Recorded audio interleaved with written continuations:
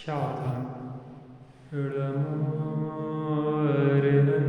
इडमोऽर्हन्ताडम् इडमो सेथाडम् इडमो आयरियाडम् इडमो छायाडम् इडमो लोये सबसाउडम् मंगलमय मंगलकरण वीतराग विज्ञान नमो ताहि जाते भय अरहंतादि महान करि मंगल करि हो महा ग्रंथ करण के कार याते मिले समाज सब पावे निज पद रार पावे निज पद रार। राम कहानी सुनो रे राम कहानी सुनो रे राम कहानी सुनत हर्ष आवे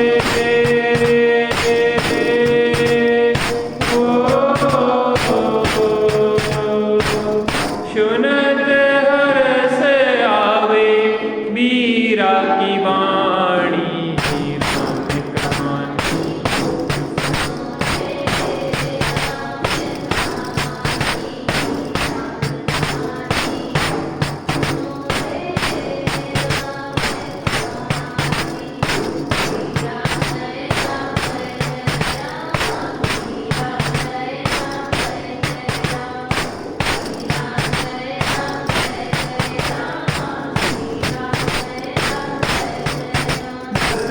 के राज दुलारे कौशल्या की आंख के तारे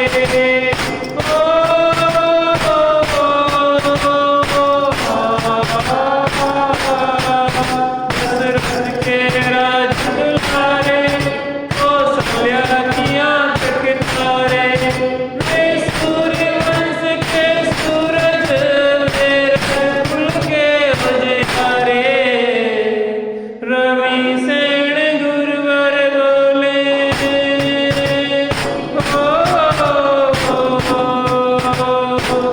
रवि सेन गुरुवर बोले अमृतमयी वाणी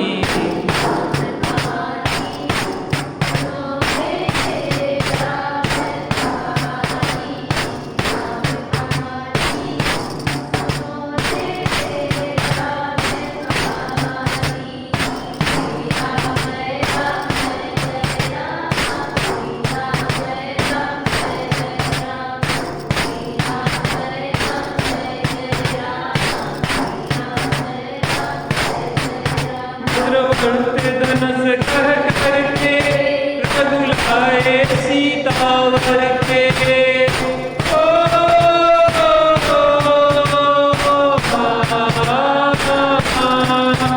धनुष कह करके रघुलाए सीतावर के त्याग हुए बनवासी किया क्या सिर धर के लखन सियाले संग हो लखन सियाले संग छोड़ी राजधानी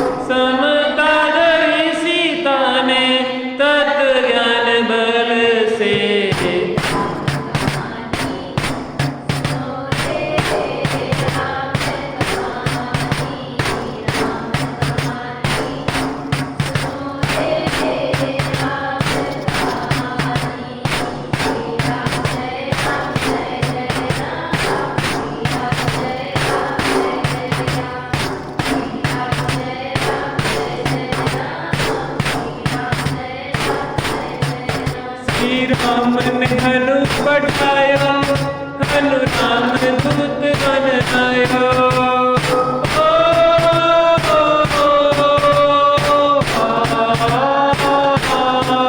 श्री राम ने हनु पठायो, हनु राम दूत बन आयो।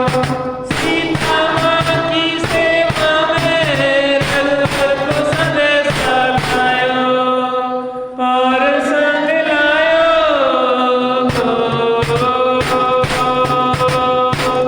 और संग लायो रघु मुद्रिका निशानी।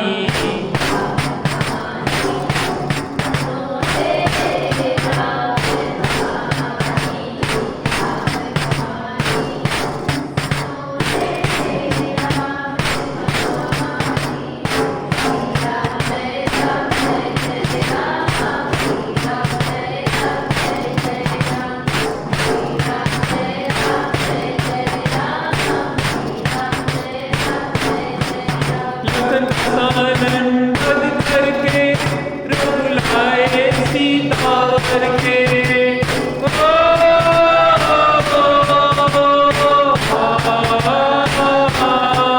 लखन सानन पद करके रघुलाए सीता जय के। और भेंट में जी लंका गिरि सुन ज्ञानी को जय के। लखन सियाले संग लखन सियाले संग आए राजधानी।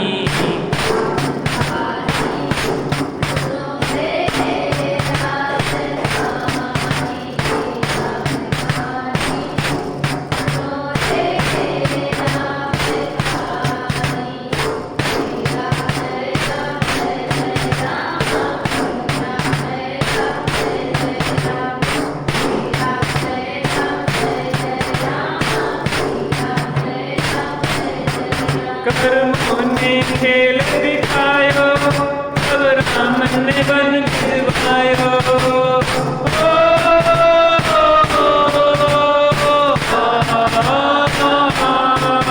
कर्मों ने खेल दिखायो, तब राम ने वन भिजवायो।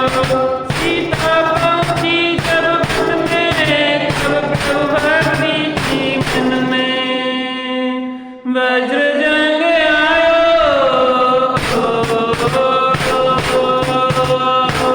वज्र जंग आयो, सती भगनी बनायो।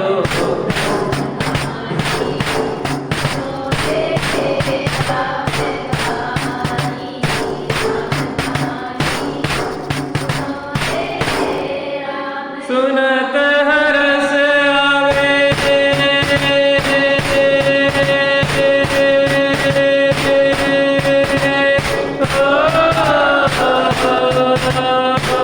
सुनत हरस आवे वीर की वाणी।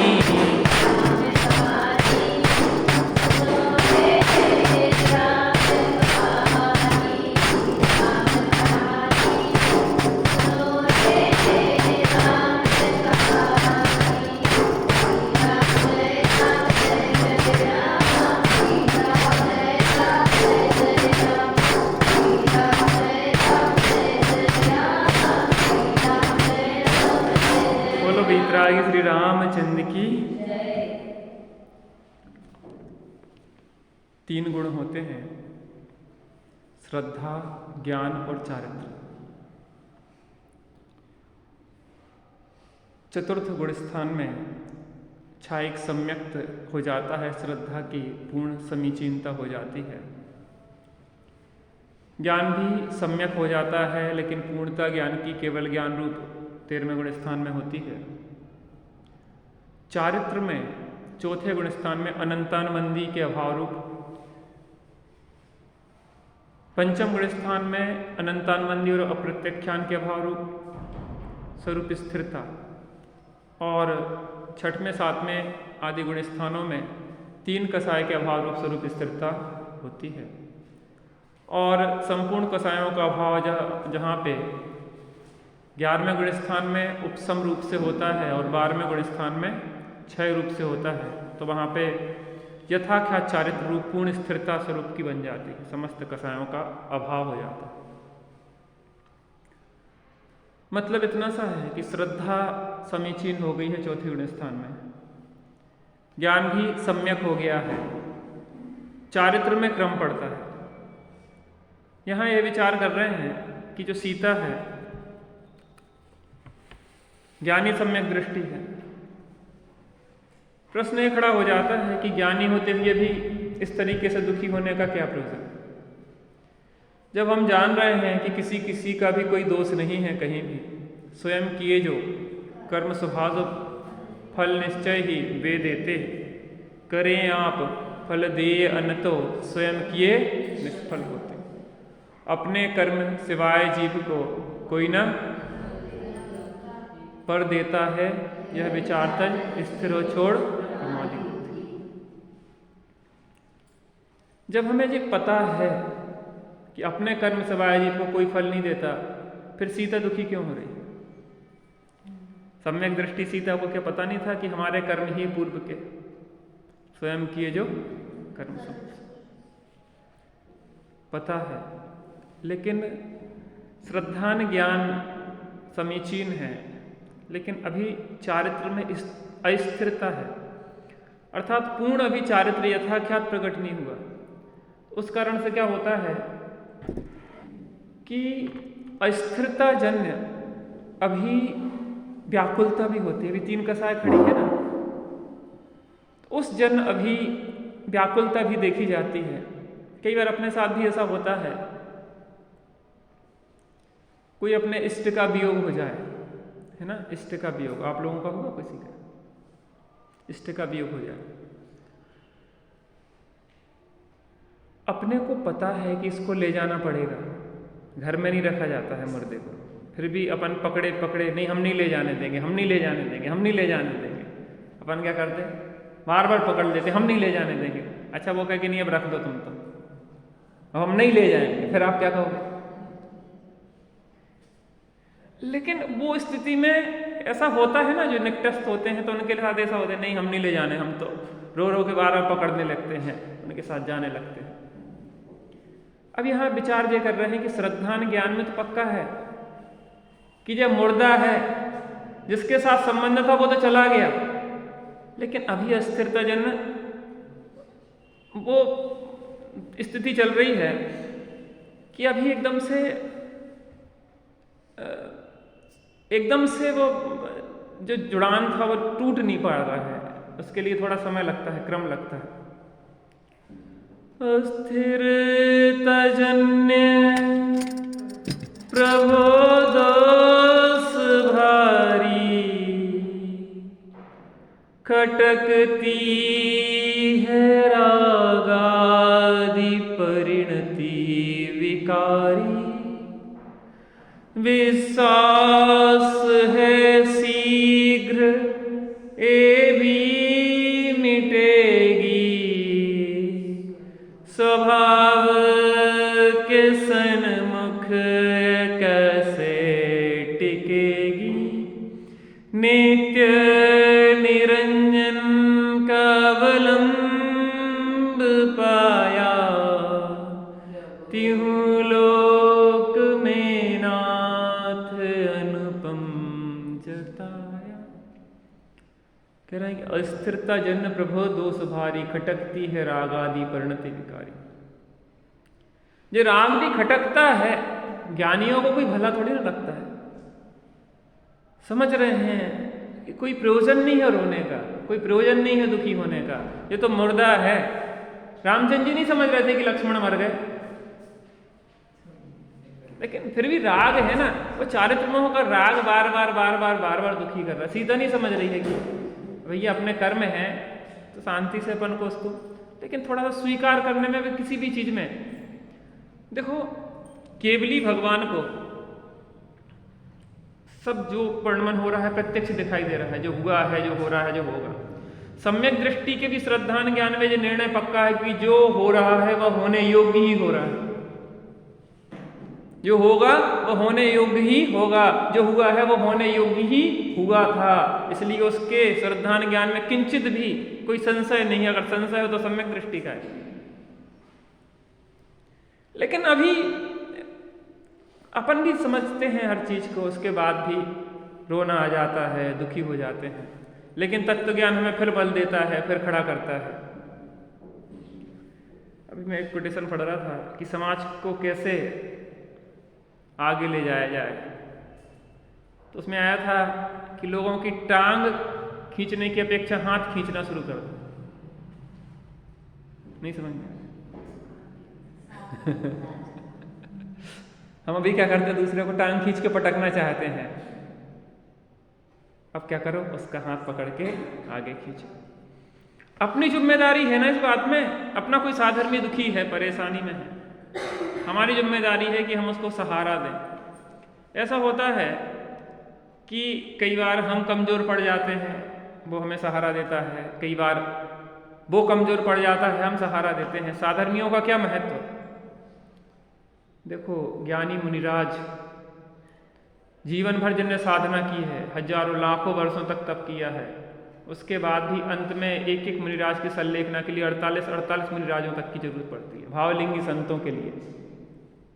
क्यों? कि जब वेदना आदि होती है तो उस समय परिणाम क्या है, आकुलित व्याकुलित होते हैं, और उस समय परिणामों को संभालना ही साधर्मी का काम है। आपके पास कोई समस्या आई, हम आपके साथ खड़े हों, आप चिंता नहीं करो, हम हैं ना आपके साथ।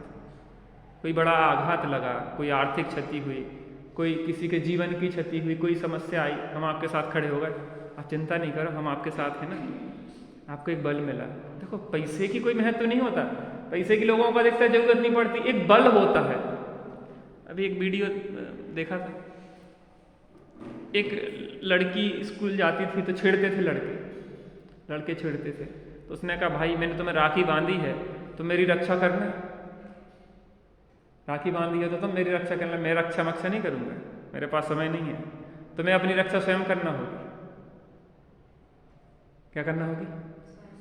अपनी रक्षा स्वयं करना होगी। तुम अपने भरोसे रहो, मैं तुम्हारे पीछे कहां कहां घूमूंगा। तो लो जी, मैं रिवॉल्वर देता हूं, और जो तुम्हें छेड़े तो तुम निपटो, हम नहीं जानते। उसने दे दी, वो जेब में रिवॉल्वर रख के चली गई। वहां पे जैसे ही वो छेड़ने लगे तो उसने उनमें धड़ाधड़ झापड़ मारे, और छेड़ने वाले जो कई महीनों से परेशान कर रहे थे, और आज उनको भगा दिया। तो मैंने कहा, क्या हुआ? कह ले, आपकी जो रिवॉल्वर थी ना, इसके कारण मुझे बल आ गया, इसकी ताकत से मैंने उसमें अच्छी पिटाई लगाई। कह ले, बेटा वो नकली थी, नकली थी। मैं ये पूछ रहा हूँ, बल की बात कर रहा हूँ, वही थी ना। अब बल ये था कि मेरे पास जो है अगर कोई बात होगी तो मैं निपट लूंगी, भले वो नकली थी, लेकिन नकली का भी बल असली हो गया। अरे हमारे पास देवसास गुरु है ना असली, नकली थोड़ी ना है, यहाँ पे तो असली है, असली देवसास गुरु है। अरे इनका बल है हमारे ऊपर, सिर माथे, इनकी जिनवाणी की बातें हमारे सिर माथे। आप सोचो कितने ताकतवर हो गए हो। इतने महीनों से अपन चर्चा कर रहे हैं, तो क्या अंदर आपके बल जागृत नहीं हुआ, ताकत जागृत नहीं हुई? आपको हर समय थोड़ी ना युद्ध होता है। जब युद्ध होता है तभी हथियार निकाले जाते हैं। जब आपके ऊपर कोई विपदा आएगी तो पहले की अपेक्षा आप पाएंगे कि हम अधिक मजबूत होकर खड़े हुए हैं इस बार। क्या पहले भारत चाइना कमजोर था, भारत चाइना से, तो पहले पीछे हट जाता था, अब सामने खड़े हो जाता है। मिरर एम्प्लॉयमेंट क्या कहते हैं उसको, बराबरी की सेना सामने खड़ी करता है। या आप 1 लाख खड़े करोगे तो 1 लाख हम सेना खड़े करेंगे, क्योंकि हम बराबरी के, हम आँख, मोदी जी कहते हैं कि आँख उठा के बात नहीं करेंगे और आँख झुका के नहीं करेंगे, हम आँख मिला के बात करेंगे। बराबरी की बात है, कर्मों के सामने हम झुकेंगे नहीं, बराबरी की बात होगी। हम बहुत मजबूत हो गए हैं, ये समझ में अभी नहीं आया, लेकिन आपके साथ जब घटना घटेगी और आपको लगेगा कि हाँ पहले की अपेक्षा हम कितने मजबूत होकर खड़े हुए हैं। ये जिनवाणी की बात व्यर्थ नहीं जाती। हम सब बहुत साधना, जीवन अनादि अनंत है, हम हर भवों में साधना को आगे आगे अगर बढ़ाते जा रहे हैं तो हर भवों में उसको मजबूत करते जा रहे हैं। भरत जी का अपन को लगता है आश्चर्य कि भरत जी ने कपड़े उतारे और केवल ज्ञान हो गया। ये चुटकियों का खेल नहीं है। जो पूर्व भवों में हजारों लाखों वर्षों तक मुनि दशा में जो साधना की थी, उस साधना का जो प्रतिफल है पूर्व भवों की साधना। विकास भी है, ये विकास का एक क्रम है। व्यक्ति उत्तरोत्तर जो संस्कार जाते हैं ना, अगले भव तक संस्कार जाते हैं। ये छोटा बच्चा नहीं है, ये बच्चा ये भगवान बनने की ताकत रखता है। अभी भगवान बन जाए 8 साल की उम्र के बच्चे, और 8 साल तो आप 8 साल गर्भ से निकलने के बाद मानते हैं, और जैन शासन कहता है जब गर्भ में आया उसी क्षण से 8 साल, माने आपके हिसाब से देखा जाए तो 7 साल 3 महीने में भगवान बन सकता है कोई। 7 साल 3 महीने में भगवान बन सकता है। कमजोर कोई भी नहीं है, सब में बहुत सामर्थ्य, अनंत सामर्थ्य का धनी आत्मा है। सीता भले आज रोती हुई दिख रही है, लेकिन थोड़ी देर में वो नॉर्मल होने वाली है, क्योंकि उसके अंदर आत्मबल है। वो मूर्छित हो गई है, लेकिन अभी उसका ज्ञान मूर्छित नहीं हुआ है, श्रद्धान मूर्छित नहीं हुआ है, अभी चारित्र थोड़ा सा कमजोर पड़ा है।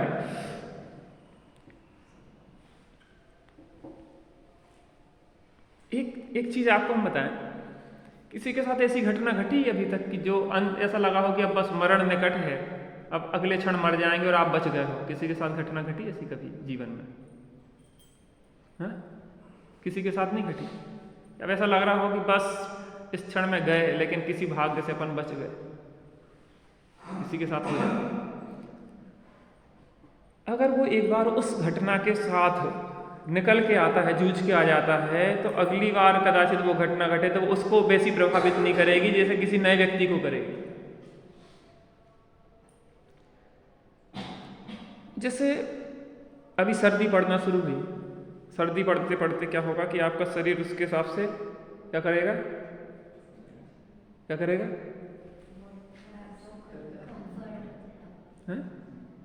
एडजस्टमेंट, यानी कि अनुकूलन कर लेता उसके साथ रहते रहते।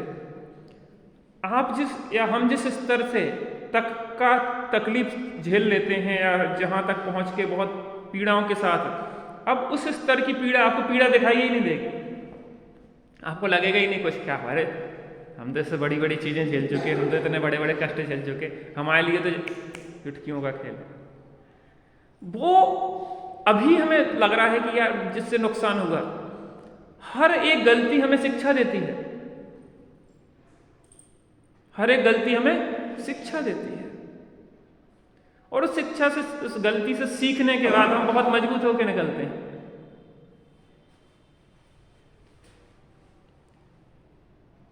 इसलिए जीवन में एकदम कमजोर नहीं बनना चाहिए, मजबूत होके खड़े होना चाहिए, भागना नहीं चाहिए, उससे लड़ना चाहिए। किसी भी स्थिति के साथ खड़े हो जाओ बिल्कुल डट के। विवेकानंद का आता ना कि लाल कपड़े पहने थे और बंदर पीछे लग गए, तो एक सन्यासी ने कहा कि क्या क्यों दौड़ोगे तो ये परेशान करेंगे, तुम तो खड़े हो जाओ सामने, जो भाग जाएंगे। ये कर्म तो बंदर जैसे हैं, जब तक तुम भागोगे तो वे पीछे पीछे दौड़ लगाएंगे, और तुम खड़े हो जाओगे डट के तो वे भाग जाएंगे। ये दशा है। सीता को कृतांत वक्र ने जंगल में छोड़ा, और छोड़ने के बाद बड़ी पीड़ा में था, बड़ी तकलीफ में था कि क्या हो गया, क्या हो गया, कैसे करना पड़ रहा है। और जैसे ही यह बात बताई तो सीता मूर्छित हो गई।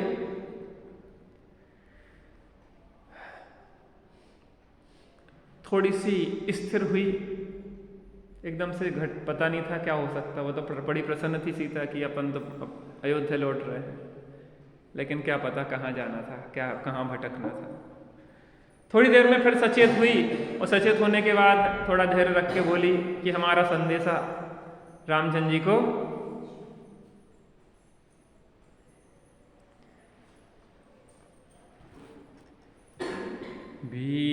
वीतरागी देव तुम्हारे, जैसा जग में देव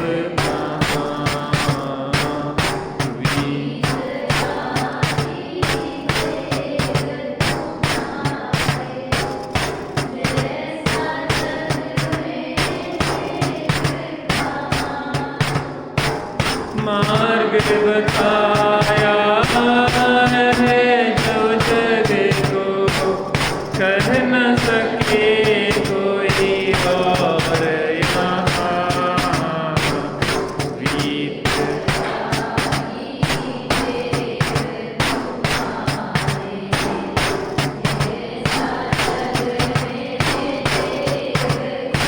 कृत्य क्रमांक 245, छंद क्रमांक 116। धर कर धैर्य प्रजा की रक्षा करते रहना पुत्र समान, हो न किसी के प्रति अनुचित कुछ नित प्रति रखना इसका ध्यान। लौकिक निंदा प्रिय सजना बैठना तेरे जिन पर होता है यथार्थ कभी करने से लाखों सुख। थोड़ी सी सचेत हुई,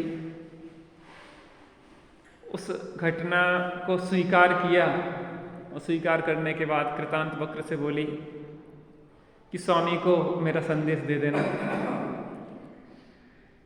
कि आप धैर्य रख के प्रजा की रक्षा अपने पुत्र के समान करना, प्रजा को कोई कष्ट न हो पाए, क्योंकि राजा पिता तुल्य होता है प्रजा के, और वह प्रजा जो होती है उसके संतान की तरह होती है। और आप ध्यान रखना कि प्रजा को किसी प्रकार का कोई कष्ट नहीं और किसी के साथ कोई अनुचित ना हो, किसी भी निर्दोष को सजा नहीं मिल जाए, और न्याय नीति का ध्यान रखना, विवेक पूर्वक जीना।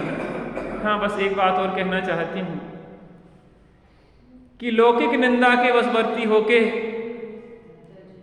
जैसे आपने मुझे त्याग दिया है, वैसे ही लोक भय से जिन धर्म को नहीं त्याग देना। मेरे त्यागने से तो आपको किंचित इस भव का कष्ट हुआ है, लेकिन अगर जिन धर्म को त्याग दिया तो भव भव में कष्ट सहना पड़ेगा। जिन धर्म हमने समझा मरम, इसकी रक्षा में प्राण भी तज देंगे हम। नाम से हम रहे या बुला दे सभी, नाम इसका मर कर जाए। सीता ने जिन धर्म का नाम अमर कर दिया, वो आत्मबल, वो सीता का देव सद्गुरु के प्रति भक्ति, उसने जिन शासन का नाम रोशन कर दिया। हम अगर कायर बन के गिड़गिड़ाएं तो भी कर्म नहीं छोड़ेंगे, और सूरवीर होकर सामना करें तो शायद हम कर्मों से बच सकते हैं, लेकिन सामना करेंगे तो कर्म कमजोर पड़ जाएंगे और हम मजबूत हो जाएंगे। मैं आपसे बोलूं कि आपको माइक में आके बोलना है। माता जी, माइक में बोलना है, बोल लोगी? हाँ? पीछे पूछ रहे हैं, बोलोगी? नहीं। घर में बात करती कि नहीं करती? वहां बैठ के बगल वाले से बात कर सकती कि नहीं कर सकती? भैया माइक में क्या है? यहाँ के क्या होता पता, माइक में एक खासियत होती है कि वो आपकी आधी शक्ति खींच लेता है। विकास भैया जो बहुत ज्यादा बोलने वाले हैं ना, बाहर बैठ के, और उनसे कहा कि आप प्लीज माइक में आके 2 मिनट बोल दें, फिर उनकी दशा देखिए, क्योंकि माइक एक ऐसा भूत है, वो क्या करता है, आपकी आधी शक्ति खींच लेता है। तो माइक खींचता है कि आपके और हमारे अंदर का जो हौवा है, हौवा, छोटे में मम्मी डराती थी ना, हौवा आ जाएगा, हौवा आ जाएगा। आप क्या नहीं डराती? हमारे बुंदेलखंड में हौवा माने भूत जैसा बताया जाता। बच्चे जब दूध खाना पीना नहीं कर रहे हो, हौवा आ जाएगा, हौवा आ जाएगा, जल्दी खा ले, हौवा हौवा। और पूछे कि हौवा है का, हमें तो आज तक मिला नहीं हौवा, तो कौन सा हौवा? तो जो माइक एक हौवा है, हौवा, माइक एक क्या है? हौवा है। और इस हौवा के सामने आके क्या होता है? आधी ताकत खींच लेता है। वो खींचता नहीं है, हम अपनी ताकत खो देते हैं। ऐसे ही कर्म जो है, कर्म की भी यही बात है। और देखो इस हौवे को जो जीत लेता ना, उसकी यहाँ ताकत बढ़ जाती है।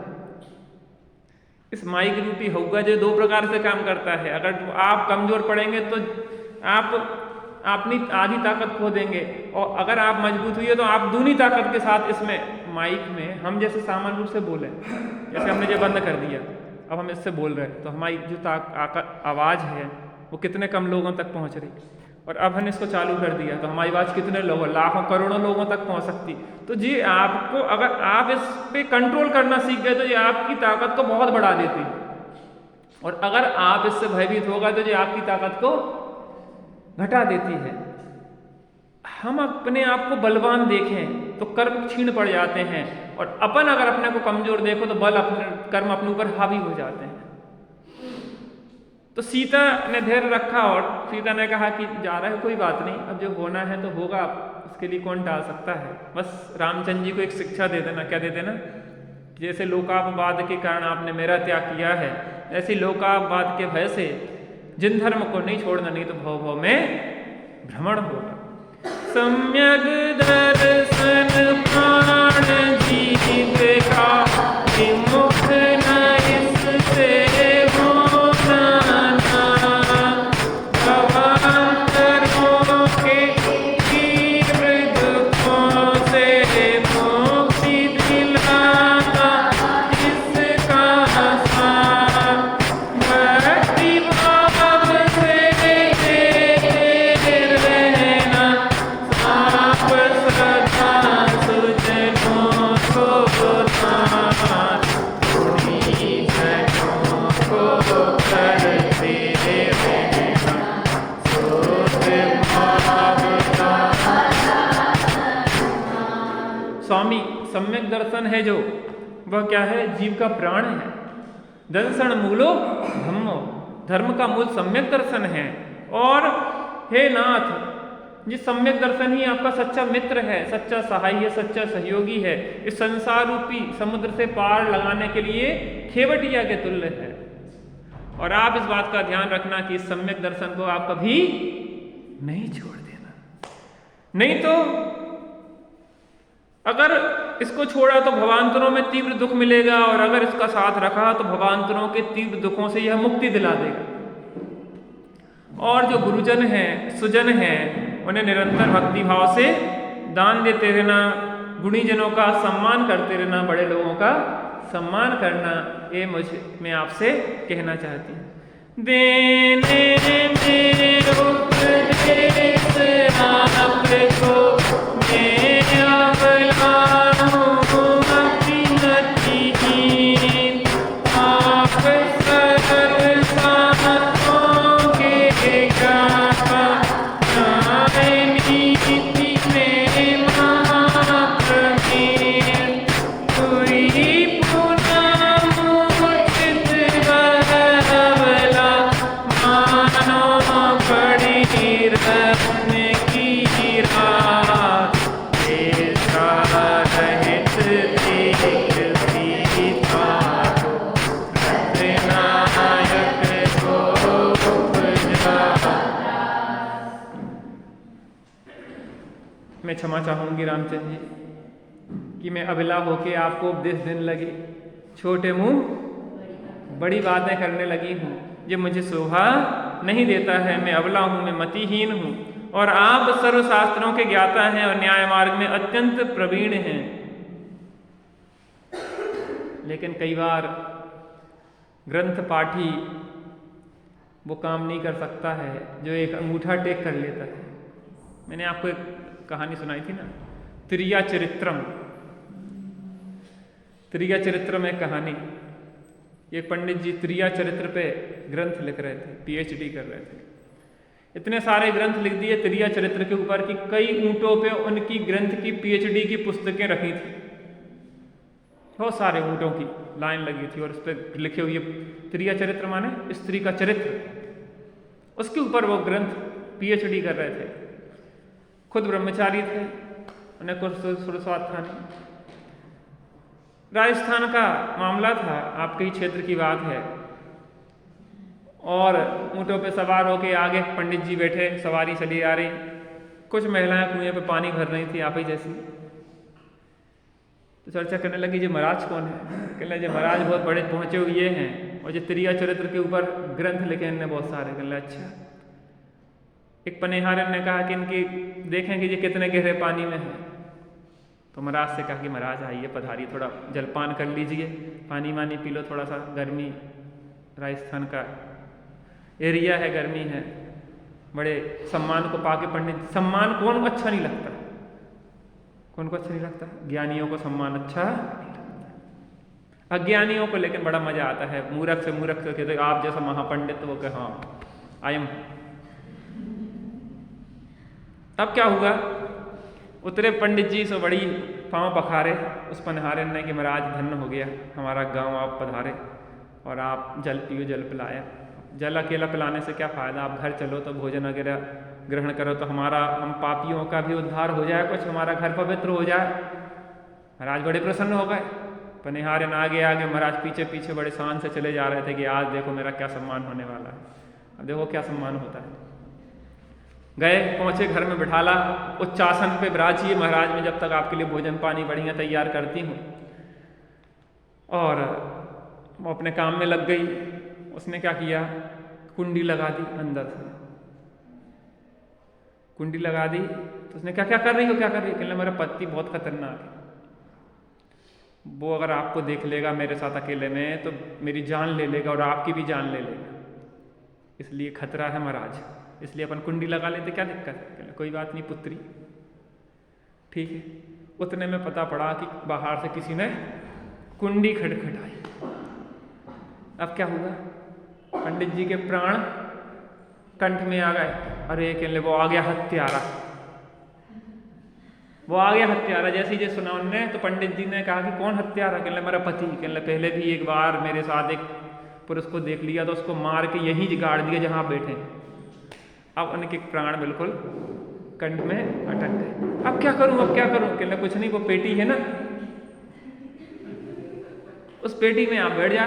कहले मेरी दम घुट जाए। कहले मार, थोड़ी दम ही घुटेगी, बाकी जान तो बचेगी। जान तो बची तो लाखों पाए, फिर दम ले लेना, सांस लेना अच्छे से, थोड़ी कम ले लेना ऑक्सीजन। तो पहुंचे, बंद कर दिया, ताला लगा दिया। पति देव आए। कौन था, किससे बातें कर रही थी? कहने वो एक आदमी था, उससे बात कर रहे थे। कहाँ है? वो पेटी के अंदर है। अब पंडित जी के प्राण अब तो गए, अब तो लगा कि अब तो बचने वाले नहीं है। ऐसी चाबी फेंक दी पेटी की स्त्री ने। तो पंडित जी ने कहा देखो जी इसने अच्छा फंसाया हमें, हमारे प्राण लेना चाह रही थी जो। उतने में वो ठहाका लगा के हंसी स्त्री कि 4-4 बच्चों के बाप हो गए, अभी भी मेरे ऊपर शंका करते रहते हो, तो मैं शर्म आना चाहिए, मैं तो अभी मायके चली जा रही हूँ, कर लेना किसी दूसरे से विवाह, बूढ़े हुए जा रहे हो अभी भी शंका करते रहते हो। तो वो फिर संकोच में आ गया पति। अरे नहीं नहीं नहीं नहीं, तो उसने ऐसी चाबी फेंक दी, चलो भोजन करें। भोजन करते करते वो चले गए, और जैसे ही वो ताला खोला बाद में तो पंडित जी पसीना पसीना। कहले माता, अभी पुत्री बोल रहे थे, अब क्या बोलने लगे? माता, मैं तो ग्रंथ ही पढ़े थे, त्रिया चरित्र के वो लिखे थे, लेकिन आज मैंने सच्चा त्रिया चरित्र। ग्रंथ पाठी बड़े बड़े ग्रंथ पढ़ता रहे, लेकिन स्वानुभव के बिना उसके ग्रंथ कोई सार्थक नहीं होते। अंदर में एक बार जो अपनी आत्मा से जुड़ जाता है, उसके जीवन में वास्तविक बदलाव आता है, सच्ची निर्भयता आती है। जो सम्यक दृष्टि होता है वो निसंक और निर्भय होता है, और ऊपर ऊपर की निर्भयता उस समय निकल जाती है कि जब बाहर में कोई प्रतिकूलताएं आती हैं तो वो भयभीत हो जाता है। सीता आकुलता तो हुई थोड़ी, लेकिन फिर भी कैसी है, अपने को स्थिर रखा। रामचंद्र जी से कहा कि आपका कोई दोष नहीं है, बस इतना ध्यान रखना कि जिन धर्म को नहीं छोड़ दे। और ये भी कहा कि मैं आपको उपदेश दे रही हूं, मुझे देना योग्य नहीं है। और फिर वह मूर्छित हो गई। क्या करें, ऐसी स्थितियां हैं कि अभी कमजोर दशा है ना, तो स्थितियां ऐसी बन जाती हैं। तो ऐसा लगा कि जैसे कोई रत्नों की राशि चेष्टा रहित होकर सीता जमीन में पड़ गई और ऐसी डली थी जैसे रत्नों की राशि डली हुई है। लगा सोचने पुनः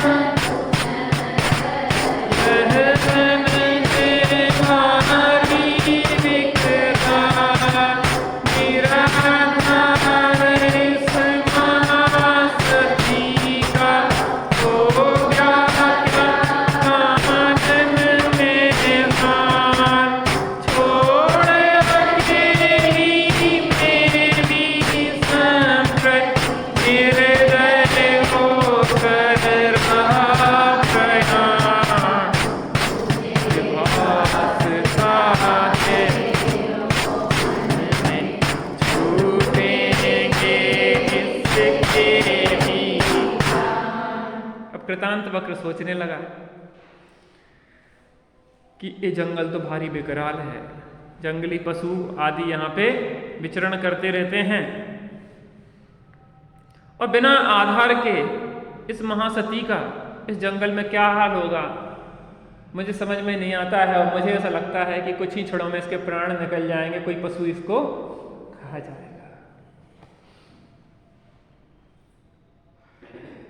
जब कर्म का उदय पाप का उदय हो, पापोदय में चाह व्यर्थ है नहीं चाहने पर भी। पाप का उदय आया तो सीता वनवास नहीं चाहती थी तो वनवास हुआ, और पुण्योदय में चाह व्यर्थ है सहज पने मन वांछित हो। जब पुण्य का उदय आएगा तो कोई आसमान से उतर के बचाने भी आ जाएगा।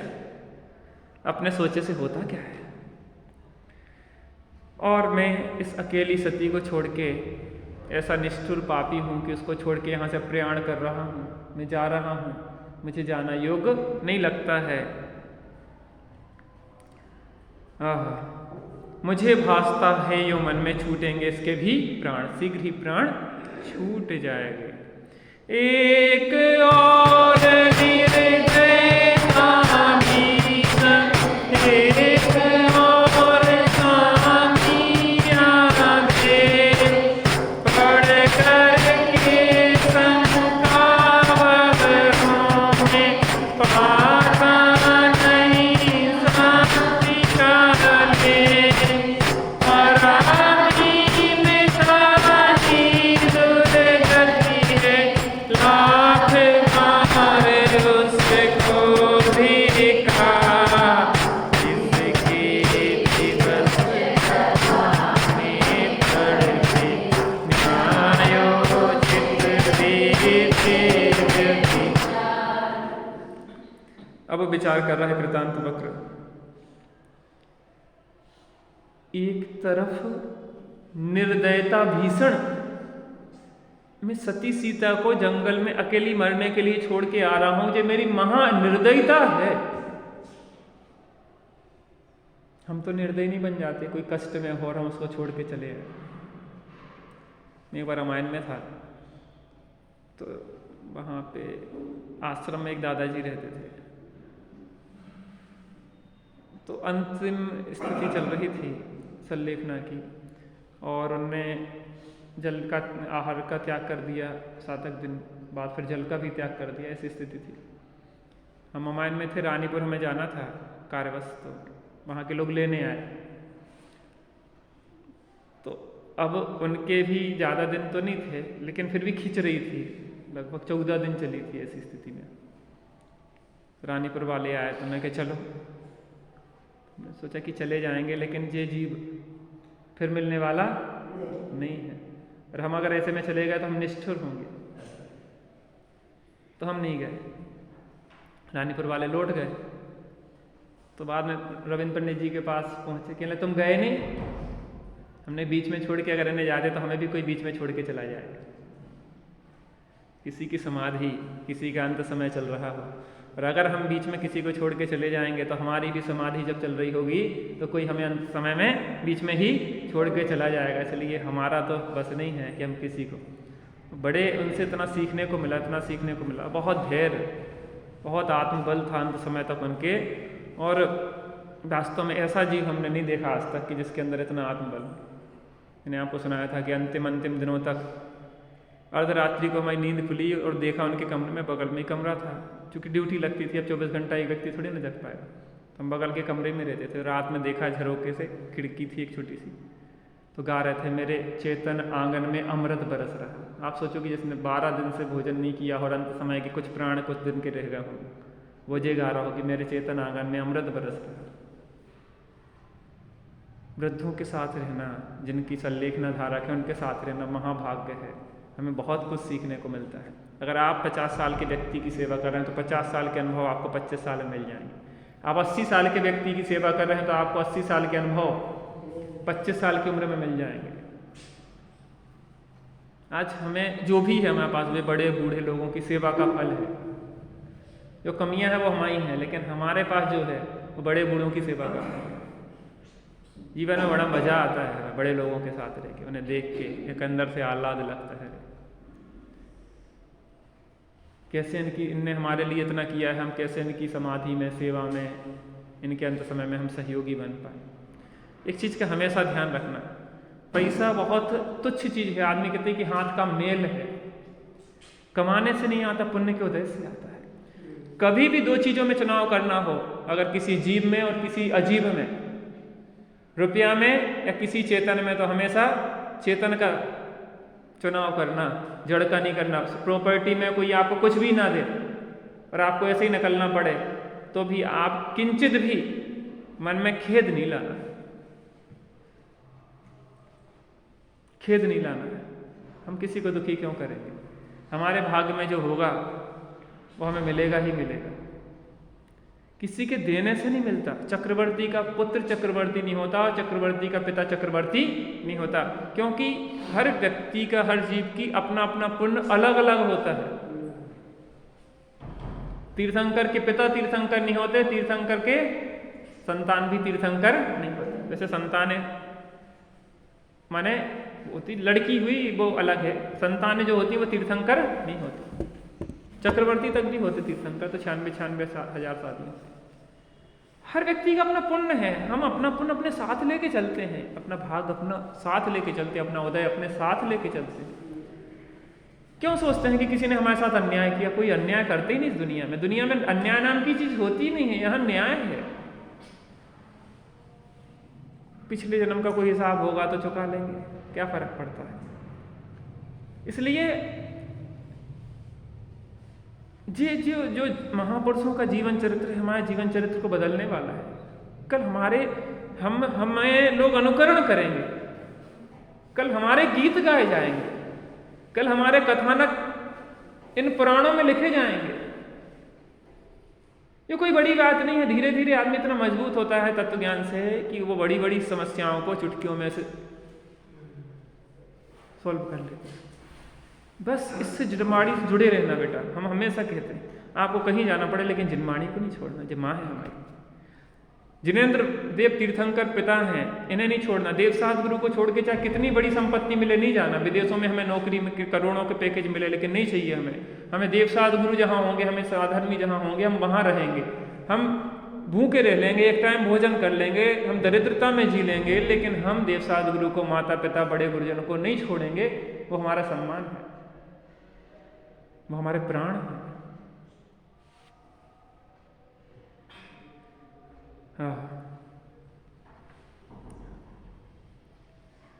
विचार कर रहा है कृतांत वक्र जी, नौकरी की पराधीनता बहुत बुरी होती है। इस नौकरी को, इस चाकरी को, इस पराधीनता को लाखों करोड़ों बार धिक्कार है। मुझसे अच्छा तो वो कुत्ता है।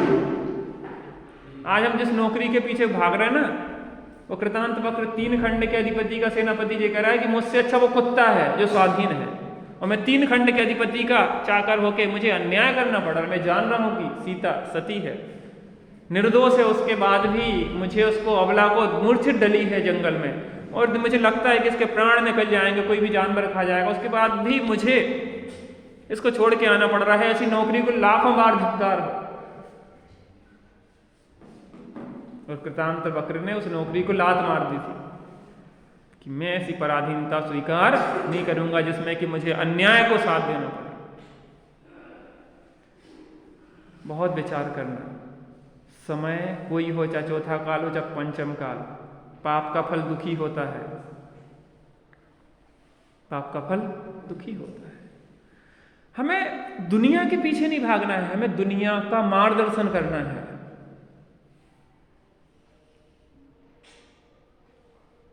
हमें कुछ पागल लोग कुछ प्रचलन चला देते हैं, कुछ गलत सोच चला देते हैं, तो क्या हम उसका अनुकरण करते चले जाएंगे?